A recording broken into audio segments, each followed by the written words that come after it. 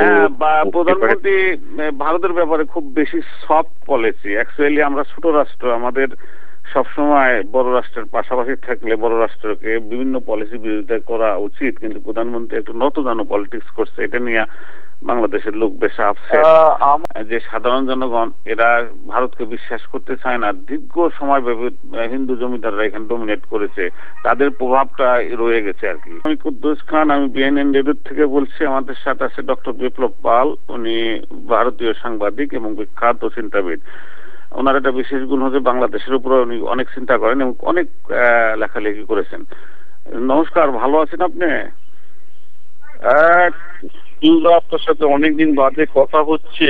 আমি ভারত বাংলাদেশ নিয়ে আপনার সাথে লাস্ট বোধহয় 5-6 মাস আগে একটা আমরা রেডিও আলোচনা করেছিলাম, তারপর বহুদিন আমরা এই ব্যাপারে আলোচনা করিনি। আমি আজকে ভারতের উপরে কিছু ফোকাস করতে চাই।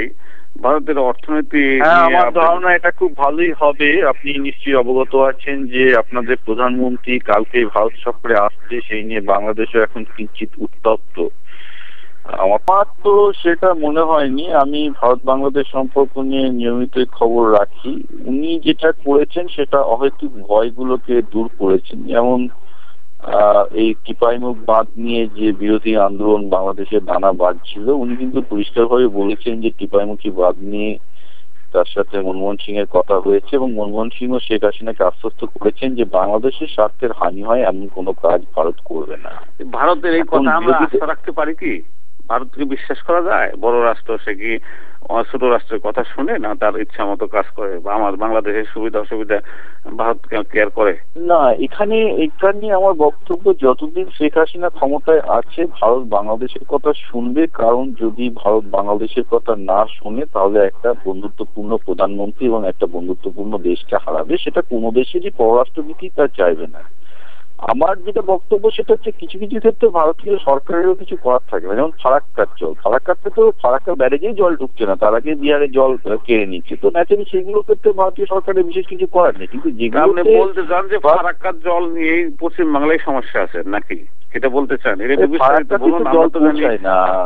না, আমি এটা বরাবর বলে আসছি, ফারাক্কার যে জলের যে ডিভিশনের যে প্ল্যানিং, তাতে তো ধরে নেওয়া হয়েছিল যে ফারাক্কায় 30,000 কিউসেক জল থাকবে গ্রীষ্মের মরশুমে। তো গ্রীষ্মের মরশুমে আমি যে শুনলাম আজকাল 12-15,000 কিউসেক তো জল পৌঁছাচ্ছে। তো সেক্ষেত্রে জলটা যেখানে 12-15,000 কিউসেক পৌঁছাচ্ছে না, খুব সঙ্গত কারণে বাংলাদেশেও জল আসছে না, পশ্চিমবঙ্গে জল আসে না। আমি তো গ্রীষ্মে গিয়ে এবার দেখেছি নবদ্বীপ কালনার কাছে, যেখানে আমি ছোটবেলায় বড় হয়েছি, সেখানে গঙ্গাতে কোনো জল নেই। বাঁধটা কি মরণ ফাঁদ হয়ে দাঁড়ালো পশ্চিমবাংলার জন্য নাকি? না, বাঁধটা না, পৃথিবীর প্রতিটা জায়গাতে যেটা দেখা গেছে সেটা হচ্ছে কি, নদীগুলো যেগুলো গঙ্গার মতো বড় বড় নদী, সেই সব নদীগুলোতে জনসংখ্যার বৃদ্ধির জন্য উপরের দিকে, নদীর স্রোতের উৎসমুখের উপরের দিকে লোকজন অনেক বেশি জল তুলে নিচ্ছে। ধরুন বিহারে সেচের জন্য অনেক ইলিগাল খাল কাটা আছে, সেখান থেকে গঙ্গার জল তারা টেনে নিচ্ছে। গঙ্গার জলটা আসে তো হিমালয় থেকে। এবার বিহার থেকে যদি জল সেখানে আগে থেকে সেই গঙ্গাটা উত্তরপ্রদেশ বিহারের মধ্যে দিয়ে যাচ্ছে, এবার উত্তরপ্রদেশ বিহারের চাষিরা যদি জল গঙ্গা থেকে টেনে নেয় তাহলে ফারাক্কাতে তো জল পৌঁছাবে না, কারণ ফারাক্কাতে গঙ্গাটা একটা সমস্যা হয়েছে। আপনি যে সমস্ত কথা বলছেন তাতে বাংলাদেশের জনগণ মনে করবে যে আপনি ভারতের পক্ষ হয়ে কিছু যুক্তি তর্ক অবতারণা করছেন। সত্যতা কতটা এবং কিছু স্ট্যাটিস্টিক যদি দিতে পারেন তাহলে ভালো হয়। তো ফারাক্কার জল নিয়ে যে পশ্চিমবঙ্গ সরকারের যে গন্ডগোল আছে, মানে আমাদের মুখ্যমন্ত্রী জ্যোতি বসু তো 2বার পিটিশন দিয়েছিলেন। আমি সেসব ডকুমেন্ট গুলো বোধহয় একটা বিতর্কের সময় দিয়েছিলাম, যে বেসিক্যালি এই ফারাক্কা বিহার এবং উত্তরপ্রদেশের জল তোলা নিয়ে পশ্চিমবঙ্গ সরকারের ঘোষা, এবং সেটা পশ্চিমবঙ্গের মুখ্যমন্ত্রী যে জানিয়েছেন, পশ্চিমবঙ্গের এমপিরা ভারতের পার্লামেন্টে তুলেছে, এগুলো তো ওয়েল ডকুমেন্টেড ঘটনা, এগুলো তো আপনি নেগেট করবেন কি করে? এখন ভারতীয় সরকারের সঙ্গে পশ্চিমবাংলার একটা গন্ডগোল চলছে ফারাক্কা নিয়ে, মানে 90 দশকে তো ছিল, বরাবরই ছিল এই জিনিসটা। জ্যোতিবাবু অনেক কবারই দৃষ্টি আকর্ষণ করেছেন এই জিনিস, কিন্তু আমরা আবার ডিফোকাসড হয়ে যাচ্ছি, আমরা আবার কথায় ফিরে আসছি। আমি হাসিনার প্রসঙ্গে ফিরে আসছি। আমি যে কথাটা আমি বারবার করে সবাইকে বলতে চাইছি, আজকে ভারত সরকার এমন কিছু করবে না যেটাতে হানি হয়, কারণ হলে এক্ষেত্রে হলে সব থেকে বেশি ক্ষতি হবে হচ্ছে ভারতের, কারণ সেক্ষেত্রে ভারত একটা বিশ্বস্ত বন্ধু প্রধানমন্ত্রীকে হারাবে।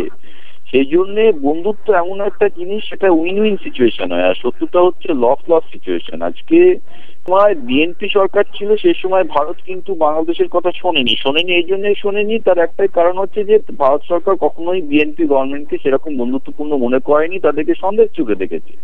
ফলে সেক্ষেত্রে কোনো কনসেশন দেওয়ার প্রশ্ন ছিল না। এখন প্রশ্ন হতে পারে যে ভারত সরকারের এই পররাষ্ট্রনীতি কতটা যুক্তিযুক্তপূর্ণ, যেখানে তারা হাসিনা সরকারের প্রতি, হাসিনা আসলে তারা বন্ধুত্বপূর্ণ নীতি নিচ্ছে এবং বিএনপি আসলে তারা শত্রু ভাবাপন্ন হচ্ছে। কিন্তু এক্ষেত্রেও এটা একটা এক্সট্রিম প্রবলেম। আজকে বিএনপি যদি সরকারে আসার পর যদি তারা ভারত বিরোধিতা না করে ভারতের সাথে বন্ধুত্বপূর্ণ আচরণ করতো, ভারত যে জঙ্গি ঘাঁটিগুলো বাংলাদেশের মধ্যে ছিল সেগুলো ভেঙে দিতে বলতে পারতো। আপনি তো দেখতেই পাচ্ছেন হাসিনা আসার পর বাংলাদেশে যেসব ভারতীয় বাংলাদেশের সাইডটা প্রবলেমটা হলো কি,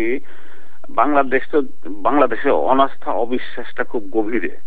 কারণটা হলো কি, আমরা এই গত ডিবেটে আমরা আলাপ করেছিলাম, সেটা হলো বাংলাদেশের যে সাধারণ জনগণ এরা ভারতকে বিশ্বাস করতে চায় না। দীর্ঘ সময় হিন্দু জমিদাররা এখানে ডমিনেট করেছে, তাদের প্রভাবটা রয়ে গেছে আর কি। কাজে এছাড়া আপনি যেটা বলছেন সেটা হচ্ছে এই যে বাংলাদেশের জনগণ ভারতীয়দের বিশ্বাস করতে চায় না, কারণ তাদের জনগণের একটা ইতিহাস হচ্ছে যারা অধিকাংশ ক্ষেত্রেই ছিল রায়ত, হিন্দু জমিদারদের প্রজা, তার জন্য আমি কিন্তু বাংলাদেশের আপনাদের সাইটে যেসব ব্লগগুলোতে দেখি তাতে আমি যেটা লক্ষ্য করছি আপনাদের নতুন প্রজন্মের মধ্যে কিন্তু এই ফিলিংসটা নেই। বাংলাদেশে যারা আপনাদের মতো বয়সের 30, 40, 50 তুলনামূলকভাবে বাংলাদেশের নতুন যে প্রজন্মটা উঠে আসছে, যাদের বয়স ধরুন 20 থেকে 30, তাদের ব্লগগুলো আমি লক্ষ্য করছি, তারা কিন্তু আরো অনেক বেশি সচেতন। তাদের মধ্যে কিন্তু আমি এটা দেখছি না। আপনাদের নতুন যে বাংলাদেশের প্রজন্ম তারা কিন্তু অনেক বেশি মুক্ত চিন্তা। রাষ্ট্র এছাড়া ভারতের আগ্রাসী নীতিগুলো ভালো না, মানে এই ফারাক্কা বা টিপাই মুখ নিয়ে একটু আলোচনা করলে ক্ষতিটা কি ছিল? বাংলাদেশের সঙ্গে ওপেন ডিসকাশন করতে পারতো, তাদের পার্লামেন্টে কথা বলতে পারতো। বাংলাদেশ পার্লামেন্টে টিপাই মুখ নিয়ে একটু থামুন দাদা, টিপাই মুখ নিয়ে যদি ভারতীয় একজন মন্ত্রী বাংলাদেশি পার্লামেন্টে এসে অ্যাড্রেস করতো এবং প্রশ্নের সম্মুখীন হতো, তাহলে কিন্তু সমস্যাটা অনেকটা সমাধান হতো।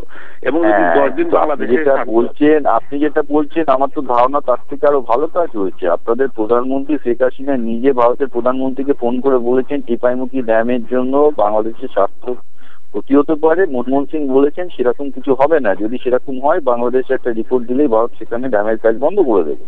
এটা তো আমাদের প্রধানমন্ত্রী বলেছেন এবং সেটা বাংলাদেশের প্রধানমন্ত্রী সাধারণ মানুষের আস্থা তো থাকতে হবে ভারতের উপরে, বলেছে ফাইন হয়তো প্রধানমন্ত্রী বলছেন যে এটা হবে না, বাংলাদেশের স্বার্থের প্রতি হবে না। আর একটা দেশের প্রধানমন্ত্রীকে যখন আশ্বস্ত করছেন যে ভারত টিপাইমুখীবাদ বন্ধ করে দেবে যদি বাংলাদেশের স্বার্থের ক্ষতি হয়, একটা ভারতের প্রধানমন্ত্রী যখন এড়িয়ে যাচ্ছেন দাদা, একটা সেটা হলো কি যে গণতান্ত্রিক পদ্ধতি যদি হতো, ভারতীয় প্রধানমন্ত্রী হোক ভারতীয় মন্ত্রী যদি এখানে এসে ওপেন ডিসকাশন করতো, অথবা শেখ হাসিনাও যদি পার্লামেন্টে সরাসরি এটা নিয়ে ডিবেট হইতো দিনের পর দিন, 2 সপ্তাহ 3 সপ্তাহ। আমি ডিবেট এবং এই ধরনের বিতর্ক বাংলাদেশে কেন উঠছে সেটাই তো আমি বুঝতে পারছি না। কারণ ভারতের প্রধানমন্ত্রী যেখানে নিজে আপনাদের প্রধানমন্ত্রীকে আশ্বস্ত করেছেন যে বাংলাদেশের স্বার্থহানি হলে টিপাইমুখীবাদ বন্ধ করে দেওয়া হবে, আমরা ভারতকে বিশ্বাস করতে চাই না। এখন বিশ্বাসের উপর ভিত্তি করে যে আপনি তর্ক করতে পারবেন? যদি ভারত একটা কংক্রিট স্টেটমেন্ট বলতো না আমরা টিপাইমুখী ড্যাম করবোই, আমরা বাংলাদেশে কি হচ্ছে তা নিয়ে যাই না,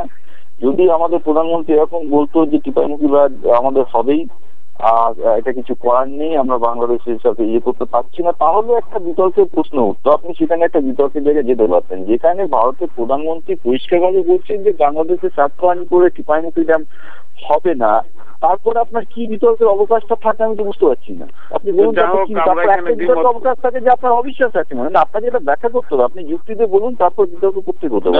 আমি যুক্তি দিয়ে বলছি, আমি এই প্রসঙ্গটা যেতে যাচ্ছি না, সেটা হলো কি যে আমরা ভারতকে বিশ্বাস করতে পারি না।